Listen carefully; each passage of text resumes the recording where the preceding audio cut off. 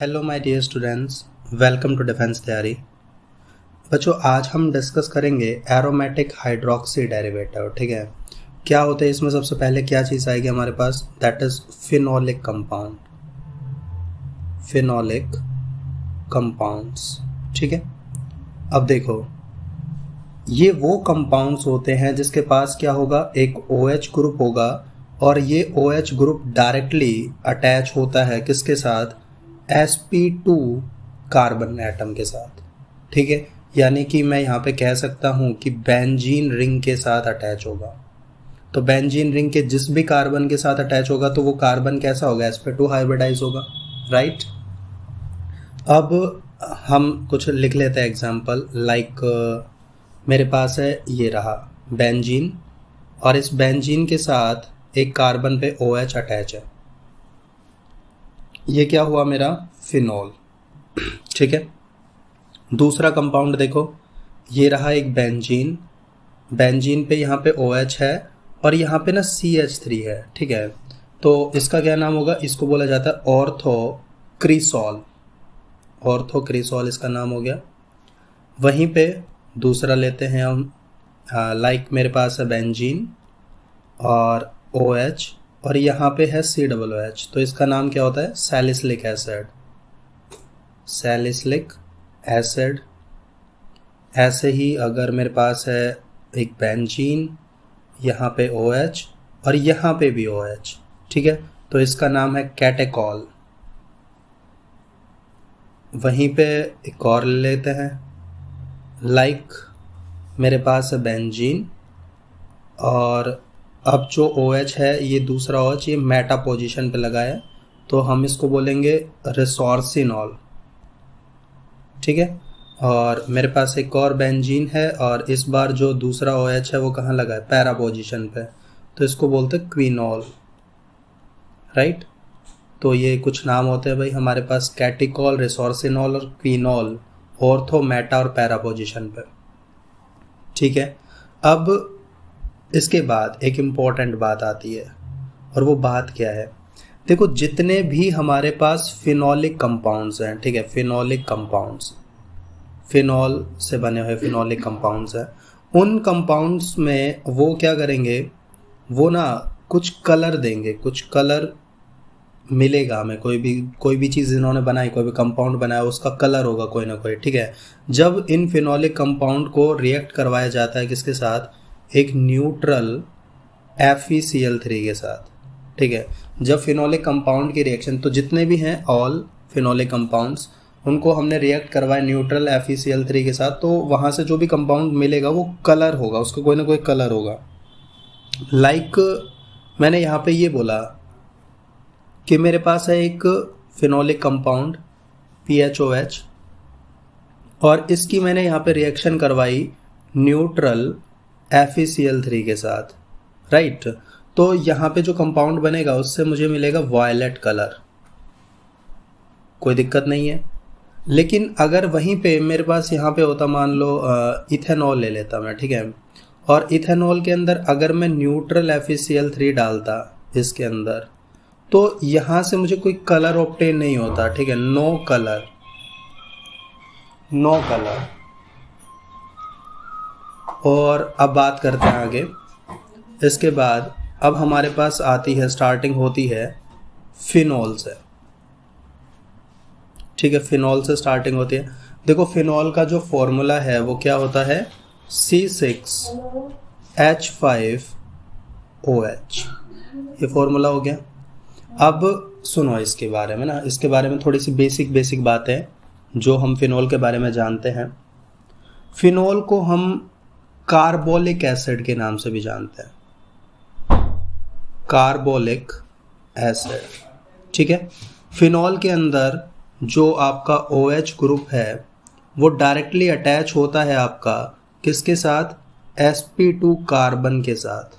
ठीक है, और फिनॉल को किसने डिस्कवर किया था इस दुनिया में? किसने लेके आया था फिनॉल? एक साइंटिस्ट थे, रिंग, जो भी कुछ बोलो आप इसे, ठीक है, इन्होंने इसको डिस्कवर किया था। ठीक है, और इसका जो नाम है carbolic acid, actually carbolic acid जो है, मतलब ये ना फिनॉल हमें कैसे मिला था, फिनॉल हमें मिला था oil fraction of coal tar distillation करने से और हमें फिनॉल ऑब्टेन हो गया था, फिनॉल मिल गया था। तो इसका नाम पड़ा कार्बोलिक एसिड, और कार्बोलिक एसिड का मतलब एक्चुअली होता है कार्बोलिक, ठीक है। तो दो वर्ड से मिलकर बना है, दैट इज कार्बो प्लस ऑलिक यानी कि ओलियम। तो देखो जो कार्बो वर्ड है, कार्बो का मतलब होता है कोयला, ओलियम का मतलब होता है ऑयल, ठीक है। तो कॉल और ऑयल मतलब ये वहाँ से मिला, कॉलर डिस्टिलेशन से, ठीक है। तो उसका फ्रैक्शन किया था तो वहाँ से हमें फिनॉल मिल गया। और इंटरेस्टिंग बात ये है कि फिनॉल के कुछ ट्रेसेस पाए जाते हैं, traces present in human urine. जो ह्यूमन यूरिन होता है ना, उसमें भी फिनॉल के कुछ ट्रेसेस पाए जाते हैं। तो ये भी एक बहुत अच्छी बात है। चलिए अब आगे चलते हैं। ये तो हो गया बेसिक इंट्रोडक्शन हो गया हमारे फिनॉल का। अब हम चलते हैं आगे और हमारे पास आती हैं general methods of preparation of phenol. General methods of preparation, ठीक है। फिनॉल बनाने के तरीके सीखते हैं, अब कैसे बनाया जाएगा फिनॉल को। तो चलिए बनाते हैं भाई। सबसे पहला method, from benzene sulphonic acid, from benzene sulphonic acid, sulphonic acid. अब इससे बनाएंगे हम क्या, फिनॉल बनाएंगे, ठीक है। तो चलिए बनाते हैं। अब देखो मैंने क्या कहा, बेंजीन सल्फोनिक एसिड ना, तो मैंने इसका एक सोडियम सॉल्ट लिया बेंजीन सल्फोनिक एसिड का, लाइक मेरे पास है ये रहा बेंजीन, ठीक है। ये बेंजीन है, इसके ऊपर सल्फोनिक एसिड लगाना है। तो सल्फोनिक एसिड क्या होता है, SO3H होता है। तो उस H की जगह मैंने यहाँ पे Na ले लिया, सोडियम सॉल्ट ले लिया, ठीक है। तो ये सोडियम सॉल्ट है बेंजीन सल्फोनिक एसिड का, और इसकी मैंने रिएक्शन करवाई किसके साथ, इसकी मैंने यहाँ पे रिएक्शन करवाई मेरे बच्चे पहले सोडियम हाइड्रोक्साइड से, ठीक है। और इसे मैंने हीट करवाया, और सेकंड H पॉजिटिव। तो यहाँ से मेरे पास जो कंपाउंड बनेगा वो क्या बनेगा, फिनॉल बनेगा, ठीक है। और साथ में बाहर यहाँ से निकल जाएगा Na2SO4, कोई दिक्कत वाली बात नहीं है। Na2SO4, Na2SO3 बाहर निकल जाएगा, 4 नहीं 3, ठीक है। ये बाहर निकल जाएगा, बन गया हमारा फिनॉल। पहले मेथड से, पहले तरीके से बन गया। दूसरा तरीके पे चलते हैं। अब दूसरा तरीका आता है हमारे पास, from benzene diazonium chloride, from benzene diazonium chloride. अब देखो हमारे पास बेंजीन डायज़ोनियम क्लोराइड क्या होता है भाई, ये रहा मेरे पास बेंजीन, और इसमें डायज़ोनियम क्लोराइड यानी कि ऑब्वियस सी बात है N2Cl, सही बात है। अब क्या करूँगा मैं, एक्चुअली इस डायज़ोनियम क्लोराइड को, ठीक है, बेंजीन डायज़ोनियम क्लोराइड को, इसको मैं गर्म कर दूंगा, ठीक है। क्या करूँगा, वार्म करूँगा पानी से, वाटर से, और मेरे को फिनॉल मिल जाएगा। तो देखो मैंने इसको वार्म किया, यानी कि मैंने इसको किया स्टीम्ड डिस्टिलेशन, स्टीम्ड डिस्टिलेशन मैंने इसका किया, और वाटर से, और जस्ट मैंने इसे हीट किया है, मतलब गर्म कर दिया। तो यहाँ से मुझे मिला क्या, यहाँ से मुझे फिनॉल मिल गया। और फिनॉल मिलने के बाद यहाँ से मतलब एक तो N2 बाहर निकल गया, यानी कि नाइट्रोजन जो गैस है वो इवोल्व हुई है, और साथ में HCl भी यहाँ से बाहर निकला है, ठीक है। इसके बाद नेक्स्ट चलते हैं हमारे पास तीसरा तरीके पे। तीसरे तरीके पे कैसे फिनॉल बनाया जा सकता है, तो चलिए तीसरा तरीका है हमारे पास by distilling a phenolic acid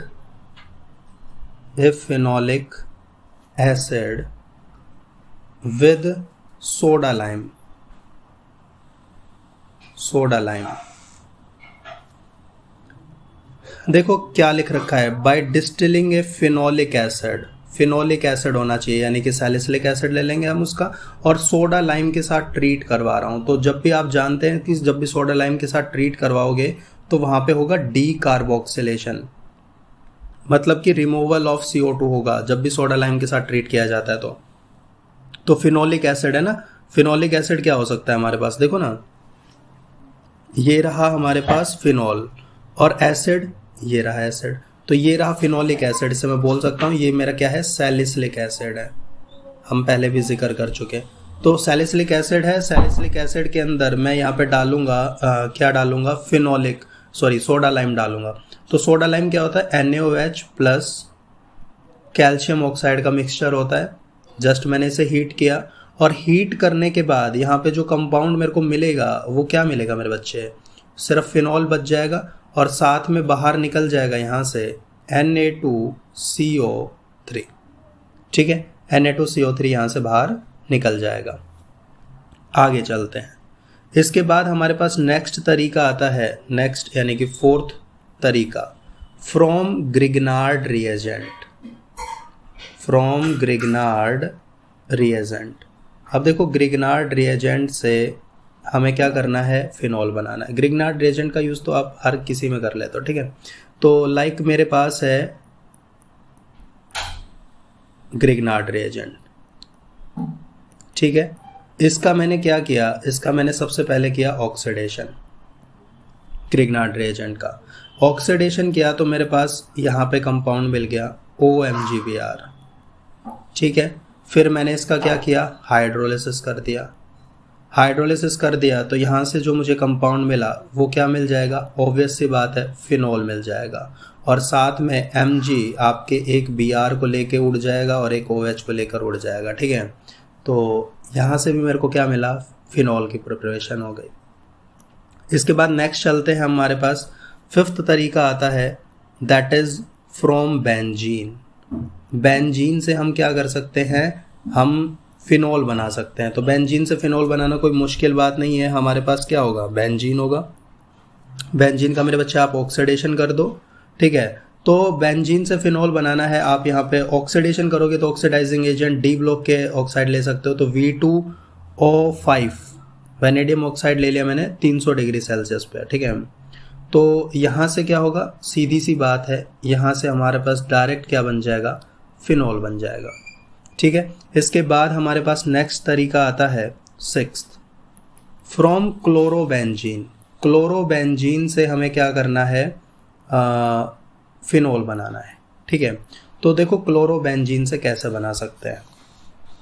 अब मेरे पास है, देखो मेरे पास है फिनॉल क्लोरो, ठीक है, और इसके अंदर मैंने डाला एक्वस NaOH, एक्वस NaOH डाला। अब आप जानते हो कि जब भी आप NaOH डालोगे तो क्लोरीन हटकर उधर OH जुड़ जाता है ना, उसको कहते हैं न्यूक्लियोफिलिक सब्स्टिट्यूशन रिएक्शन।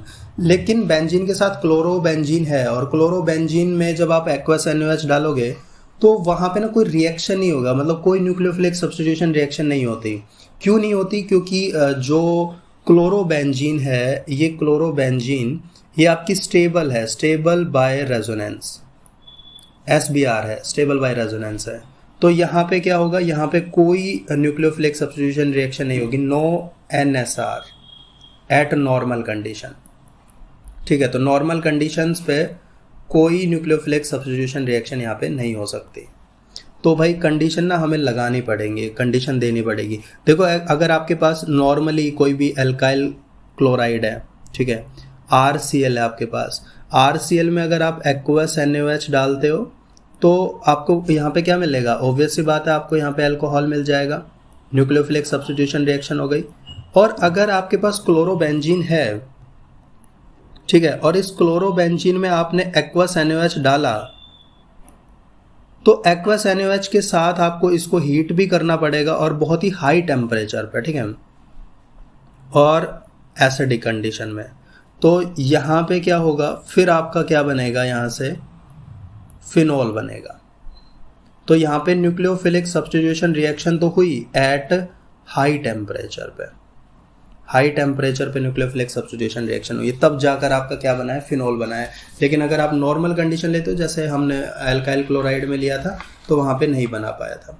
ठीक है, अब इसके बाद हमारे पास बात आती है order for nucleophilic substitution reaction. ठीक है, हम ऑर्डर देखते हैं, order for nucleophilic substitution reaction. मान लो मेरे पास है यहाँ पे एक है क्लोरोबेंजीन, राइट, दूसरा है मेरे पास ऑर्थो नाइट्रोक्लोरोबेंजीन, तीसरा है मेरे पास ऑर्थो पैरा नाइट्रोक्लोरोबेंजीन डाइनाइट्रो। ठीक है, इसके बाद है मेरे पास 2,4,6 नाइट्रो ट्राइनाइट्रोक्लोरोबेंजीन। ठीक है, यहाँ पे NO2 है, यहाँ पे NO2 है, यहाँ पे भी NO2 है, समझ रहे हो। तो ये इस तरीके से हमारे पास ना ये 4 कंपाउंड है, और इन 4 कंपाउंड में मुझे करना क्या है, मुझे ये करना है कि मुझे ना न्यूक्लियोफिलिक सब्स्टिट्यूशन रिएक्शन का ऑर्डर देखना है कि किस में ज़्यादा होगा। तो देखो NO2 जो ग्रुप है, या ये जो ग्रुप है, ये मेरा इलेक्ट्रॉन विड्रॉइंग ग्रुप है। ठीक है, -I इफेक्ट शो करता है, तो जिसके पास -I ज़्यादा, वो ज़्यादा रिएक्टिव होगा। ठीक है, तो ऑब्वियस सी बात है जो ऑर्डर है वो मेरा कुछ इस तरीके से आएगा।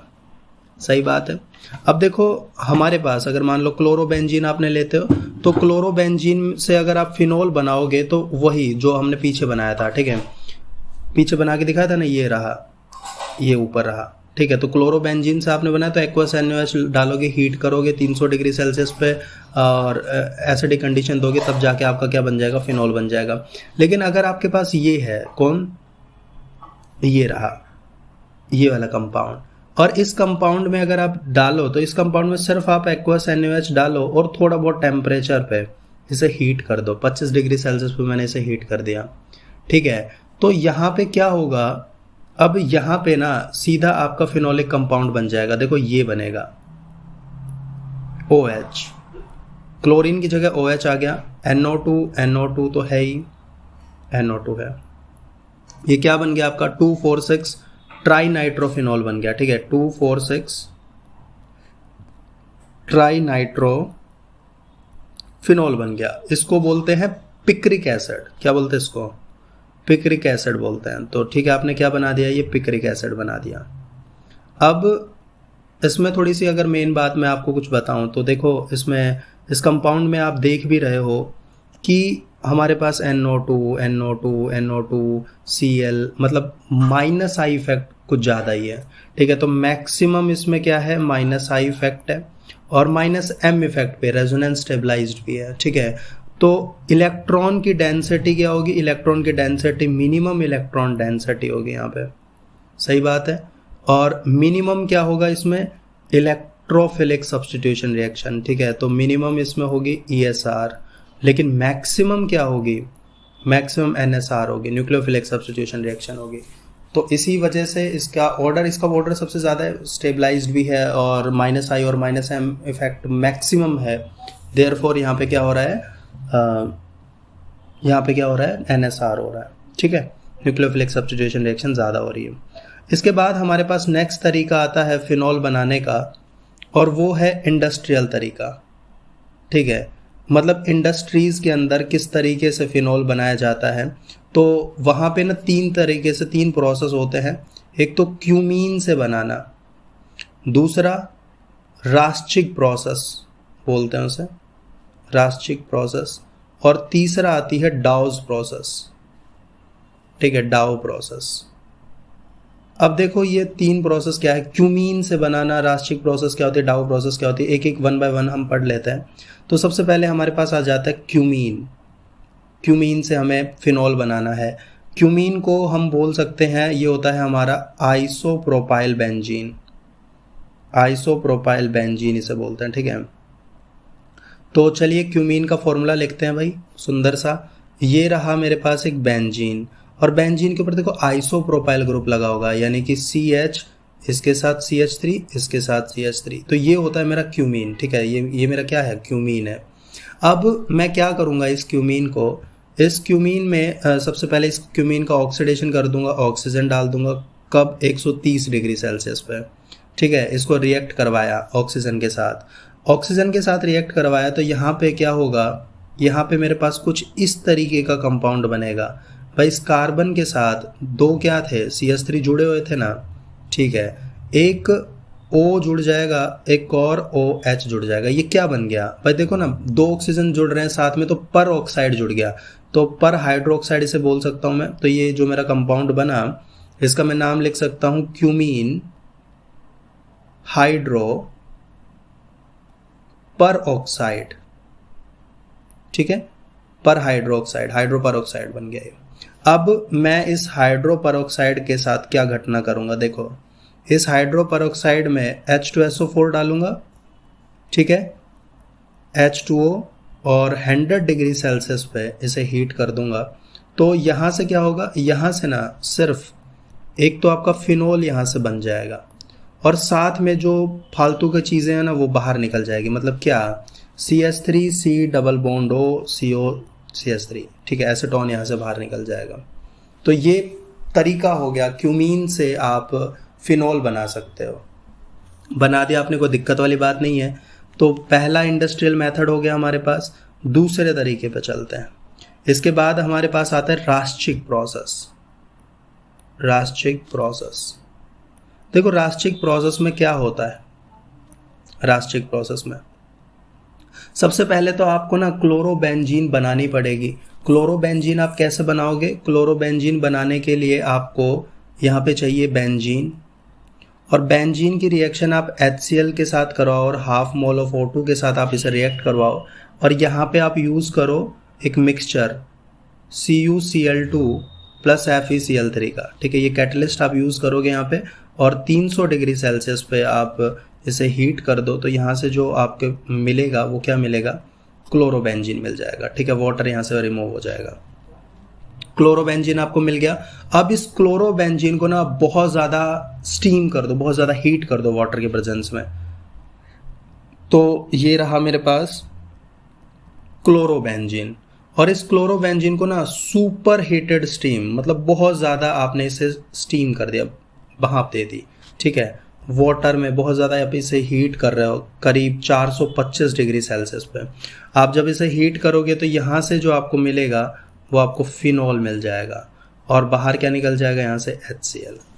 ठीक है, तो इस तरीके से आप रास्चिक प्रोसेस से भी क्या कर सकते हो, फिनॉल बना सकते हो। इसके बाद लास्ट मेथड आता है इंडस्ट्रियल में, दैट इज़ डाउस प्रोसेस के थ्रू बनाना है। ठीक है, डाउस प्रोसेस। तो डाउस प्रोसेस में देखो क्या होता है। डाउस प्रोसेस में एक्चुअली में आपके पास क्या है, क्लोरोबेंजीन है। ठीक है, आपके पास मान लो क्लोरोबेंजीन है, ये रहा क्लोरोबेंजीन। अब इस क्लोरोबेंजीन में आपको करना क्या है, एल्कलाइन हाइड्रोलिसिस करना है इसका। ठीक है, और एल्कलाइन हाइड्रोलिसिस करोगे एसिडिफिकेशन के साथ, क्योंकि एसिडिक कंडीशन लेनी पड़ेगी आपको यहाँ पे। तो देखो क्या करते हैं, एल्कलाइन हाइड्रोलिसिस कैसे करोगे। यहाँ पे आपने यूज़ किया NaOH या फिर कॉपर आयरन का मिक्सचर 300 डिग्री सेल्सियस पे, और आपने इसका एसिडिफिकेशन कर दिया। तो यहाँ से आपको जो प्रोडक्ट मिलेगा, ऑब्वियस सी बात है, यहाँ से आपको फिनॉल मिल जाएगा, और साथ में बाहर क्या निकल जाएगा, NaCl।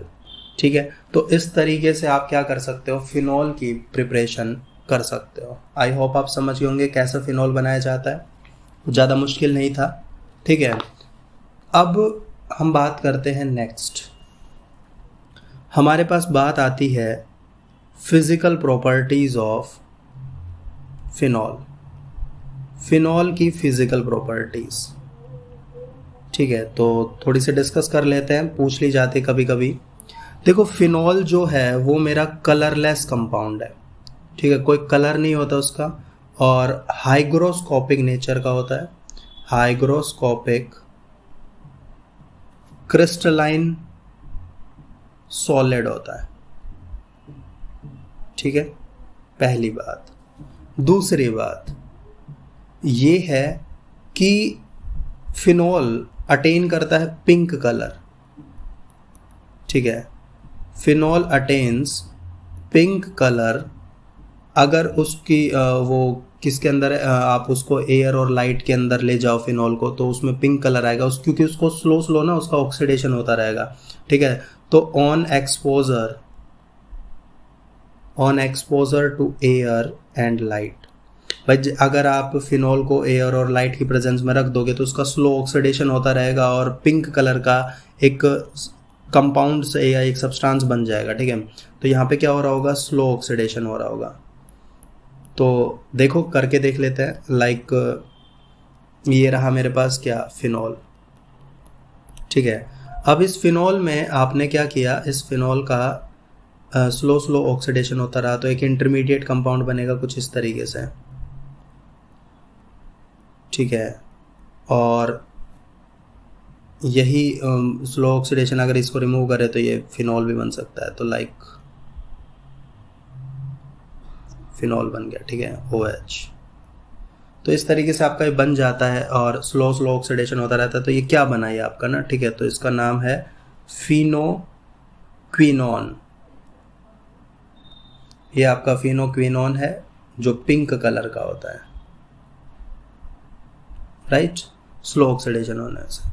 आगे चलते हैं, नेक्स्ट बात करते हैं फिजिकल प्रॉपर्टी में। तो नेक्स्ट बात आती है कि फिनॉल आपका पॉइजनस नेचर का होता है, ठीक है, पॉइजनस होता है, लेकिन ये एक्ट करता है, एक्ट्स एज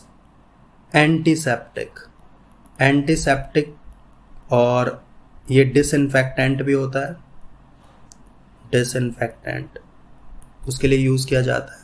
और फिनॉल की सॉल्युबिलिटी अगर मैं चेक करूं तो फिनॉल सॉल्युबल होता है, स्लाइटली सॉल्युबल होता है, ठीक है, हल्का सा सॉल्युबल होता है पानी के अंदर, और ऑर्गेनिक सॉल्वेंट के अंदर बहुत आसानी से सॉल्युबल हो जाता है। तो readily soluble in organic solvents, ठीक है, ऑर्गेनिक सॉल्वेंट्स उनमें बहुत अच्छे से घुलनशील है ये। आगे बात करते हैं। देखो अगर मैं अल्कोहल और फिनॉल की सॉल्युबिलिटी की बात करूं, ठीक है, तो एक है मान लो मेरे पास अल्कोहल, एक है मेरे पास फिनॉल। तो अल्कोहल और फिनॉल की सॉल्युबिलिटी की बात करूं तो जो फिनॉल की और किस में, वाटर के अंदर, ठीक है। अल्कोहल को मैंने वाटर के अंदर मिला दिया, इसको मैंने वाटर के अंदर मिला दिया, तो फिनॉल की सॉल्युबिलिटी कम होती है वाटर में और अल्कोहल की ज़्यादा होती है, ठीक है। क्यों ऐसा क्यों? क्योंकि लार्जर पार्ट ऑफ हाइड्रोकार्बन होता है मॉलिक्यूल के अंदर ना, बहुत बड़ा हाइड्रोकार्बन का पार्ट होता है, जिस वजह से फिनॉल सॉल्युबल नहीं है, क्योंकि फिनॉल के पास जो हाइड्रोकार्बन पार्ट है वो बहुत बड़ा है।